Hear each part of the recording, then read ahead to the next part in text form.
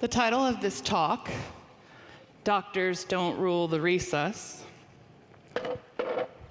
was bestowed upon me. I struggled a little bit with what I would do, because in every resus room I have ever been in, doctors rule the resus. They are the boss, they are in charge, they are the person giving all of the instructions. Doctors, by design, rule the resus. So now what?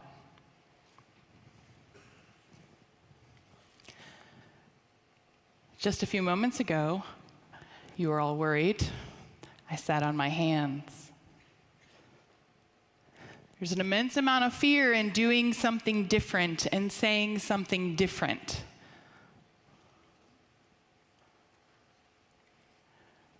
When we do that, we open the door to criticism. So we're doing that today. Oh, sorry, back. The bear in me is resilient, so I'm okay with potential criticism. We're ready to take it on. So in Doctors Don't Rule the Resus, I needed to go ahead and change the way we looked at resuscitation. That means I would have to go into a hospital, and I would have to ask them to let me change the way that they do things. I would have to convince them that they have the potential to be better, so that I could stand here and say, doctors don't rule the resus, and have that not be a lie. So what did I do? I called my friends in the foam community. I called my pals over at ED ECMO, and I said, hey guys, I have this thing. I have to give a talk, and I need to use your team resuscitation. They're the only people I know, and maybe some of you are, that are utilizing a different sort of process. As a result of their ECPR program, they had to become wonderfully effective at how we resuscitate. They said, sure, Ash, what can we do for you? How can we help? I just needed permission to go ahead and stand on stage and act like your ideas are mine. But they've put it out there in free open access medical education. So it's available for everyone, and yet doctors continue to rule the resus. So you all know that I don't actually work in a hospital, right? I'm a flight nurse, independent of any facility. So this means I would have to go into a hospital, tell them, what you're doing might be wrong. Would you be interested in letting me reteach you? Easy task, right? Totally easy. For a moment, I would like you to imagine your resuscitation room. What does that look like? Imagine what resuscitation looks like for you. So I go into this hospital. I find a physician who I know is a champion. I marked my champion. I got her on board. We had a few glasses of wine because that's where all wonderful ideas start. I said, I believe in you. I think we can do this. This could be amazing. And they said, okay. So we got all the chiefs on board. And I don't know how it is in the rest of the world, but there is a whole lot of bureaucrats involved when you're coming inside someone else's hospital to maybe look for areas of improvement, right? The CEO, the COO, the CFO, marketing, legal, sign this, documents here and there. It was a nightmare. But we persevered because the bear is resilient. So with all the permission, I went into this hospital. I observed a mock code scenario. I recorded the ideas, I recorded the times, what was happening, how the people were moving around the room. I took this recording, I went back home and went, huh. I asked them after the fact, and we debriefed, and I said, what could be better? Has anything gone wrong? How did you do? I asked them if they wanted to be better, if there were just tiny tweaks and changes that we could make. And because they were amazing people, yes, they wanted to be better. Because at the core of this, everyone wants to be better for their patients. Sometimes we just have to remind them. So they agreed, let's be better. So over a period of a month, I met with each of those individuals for 20 minutes time with a curriculum that I developed based on some of the things that we've learned through foam.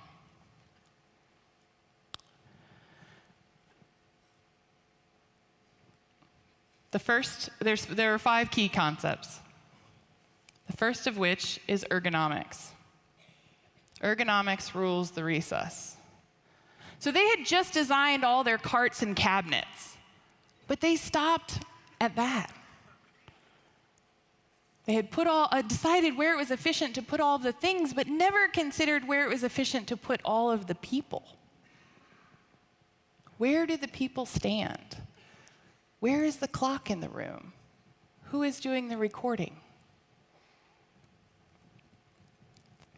The next piece of this, and the reason that I love Zach Shiner and Joe Belezzo so much, is because the idea of nurse-led codes is a bit of a game changer. Let nurses do the damn thing. This is what we train to do, ACLS. In fact, this is what we're doing up until the point that you arrive. We know what we're doing. So let nurses do what they do and run the code. For physicians, this means cognitive offloading. This means that you can think about the important things, the differential diagnosis, the times, the next interventions. You do not have to worry about drugs, about electricity, about if the cath lab's been called. Let the nurses do their job. They are absolutely capable and will rise to the occasion every time. So we're going to assign some roles. The importance of assigned roles is that everyone knows where they are and who they are in the room, what their job and task is. And nurses run this. The nurse code boss will do this for you. So this is our resuscitation room before we start. The first role, the alpha doc. He or she is the physician at the head of the bed who is now, because ACLS has been offloaded, is a genius and can think of everything that needs to happen. The next person in the room is that code boss, and I like to call her that because it makes her sound cool. The code boss nurse. She's running ACLS. She's managing the room. She's assigning the roles. Those are her responsibilities. The next person is a med-electric nurse. Crash cart, medicine, and electricity. This is very simple. Next to her is a pharmacist. Or him, I'm sorry. I don't mean to gender bias. So the pharmacist is there to double-check medications and anticipate the needs of the physician. We have, in the US, a respiratory therapist would be, or anesthesia would be the person responsible for the airway. And I know it's different in different parts of the world, so we'll call that the airway person, stepping in to help out with the airway. Next, we have a line doc. If someone's available to come down and put in a line, an arterial line, central line, ECMO catheters, if that's what we're going to do for ECPR. Sorry. Everyone else stays out. And I recognize that this may not work for every single facility around the world because you might not have the resources, right? And to that I have to say, push you a little bit, because I do this in the back of a helicopter with one other person. Because we are, because we are ergonomically designed, because we are efficient, because we know our roles, and I think that that's why this concept speaks to me. And it's hard for me to understand why we are not doing this in the hospital. So changing this up and making this work for you is what makes sense. I put together a schematic, and they went, ooh, that doesn't work. And so we moved it around until everyone agreed with what did work. Communication. We talked about this in our panel this morning. If you're unpleasant generally to work with, you've already changed the scenario. People are already coming to your resuscitation postured. They're ready for criticism. They're unable to focus. I'm always up here telling people to be nice, but there was actually a paper on this year. Communication team performance drastically deteriorates when someone's being an ass. Communication rules the resus. Claire talked about pre-briefing, simulating, and debriefing. If you're not doing this, it's not an effective mock code scenario. It's not an effective simulation. Not debriefing after a real live patient event is irresponsible, even if it's just a hot offload for your team. So 20 minutes with each individual.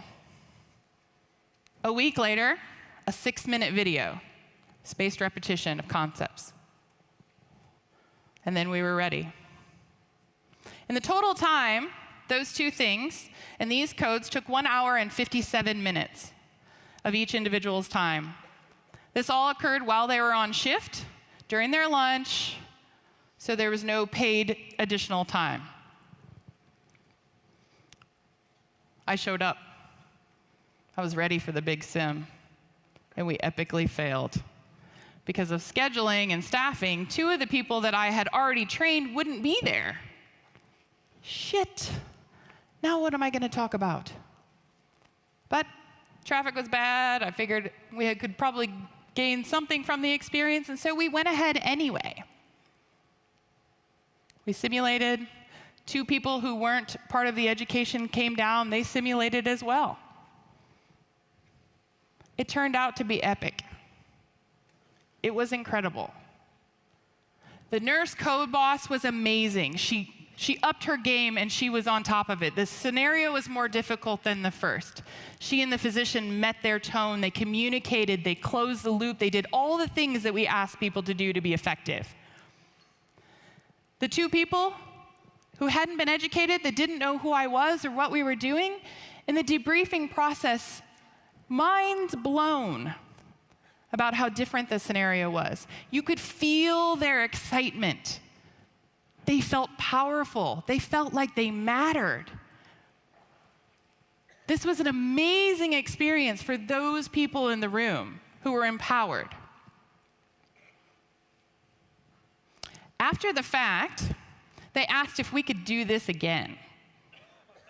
How can we train everybody? How can we do this everywhere?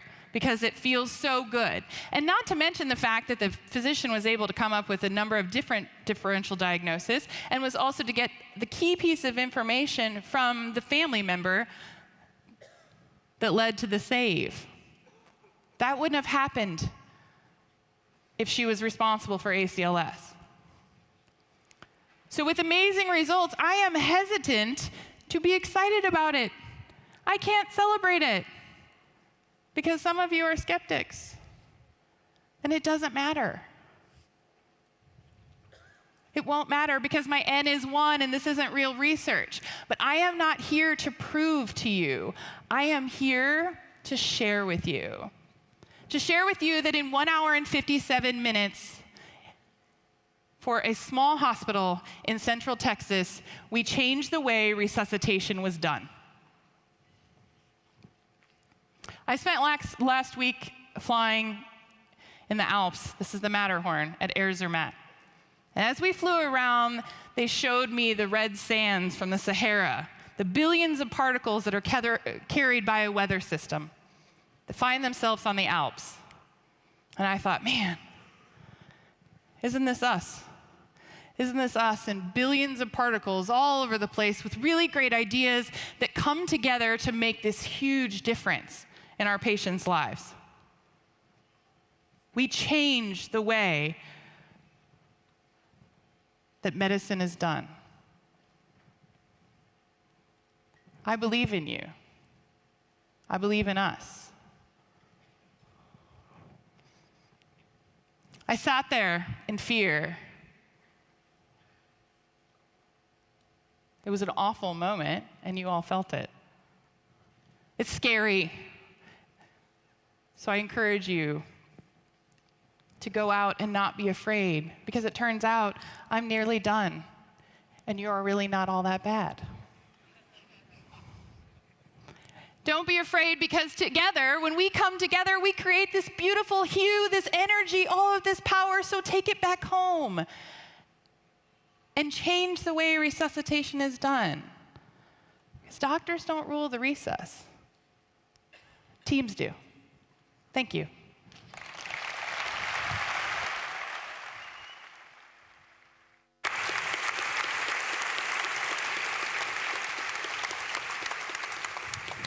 Thanks so much, Ashley. That was fabulous. We have some time for questions or comments. Haney from Twitter. You really opened people's eyes and a lot of inspiration on Twitter. So I anticipate in 2019, we'll hear a lot more about nurse-led resus. One question that came up that I thought was very, very interesting is, so you do this, you have nurse-led resus and you have the alpha doc. What happens if the alpha doc goes a little off script? Maybe you read an article recently, want to do something, and it's drastically different than what ACLS says. How would the charge nurse deal with this? What happens to the dynamic of the team? Well, I think anytime you're talking about a team dynamic, it'll be different for every team, right?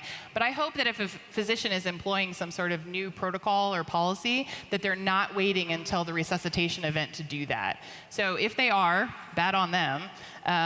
But I think that those things are something that you practice through simulation and talk about in advance of the code. Certainly, they still can intervene and make changes and do all the things that physicians do. But for the most part, I would encourage them to offload that task. And the physician who actually participated and did that said it was, while it took her some practice to give away that role, thought it was absolutely incredible.